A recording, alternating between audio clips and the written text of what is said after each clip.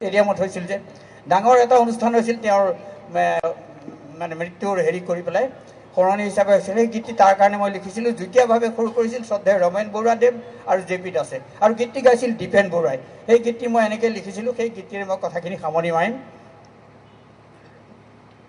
লিখিছিলোঁ যে যি গীত তোমাৰ নহ'ল গোৱা তাৰ বাবে কান্দে জীৱনে, যি সুৰ তোমাৰ নহ'ল দিয়া তাৰে তৃষা প্ৰাণে প্ৰাণে, মৃত্যু গছকি জিৰোৱাজনৰ বুকুৰ কথাটি ক'লা, ইমান ক্লান্ত হ'লানে তুমিও এনেকৈ আঁতৰি গ'লা, অত দুখ থৈ গ'লা ববলৈ নাজানিলোঁ হাই কি কাৰণে, তোমালে মনত পৰিব যেতিয়া সাঁজৰ তৰাতি চাম, কৰুণ গধূলি হয়তো নিৰলে এটুপি চকুলো পেলাম, যি আছা তুমি আমাৰ কাৰণে গানে গানে প্ৰাণে প্ৰাণে। আজিও জয়ন্ত হাজৰিকা আমাৰ কাৰণে নহয়, আমাৰ সকলোৰে কাৰণে, আগত সকলো প্ৰজন্মৰ কাৰণে যি আছে জীয়াই থাকিব।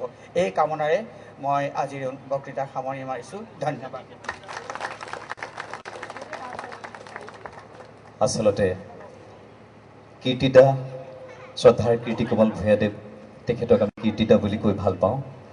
কীৰ্তিদা আৱেগিক হৈ পৰিছে, চকুত চকুৰ পানী, আৰু এই চকুৰ পানীয়ে আমাকো এক নষ্টালজিয়ালৈ লৈ গৈছে, আমাকো লৈ গৈছে, যোনে আজিৰ প্ৰজন্মৰ আমাৰ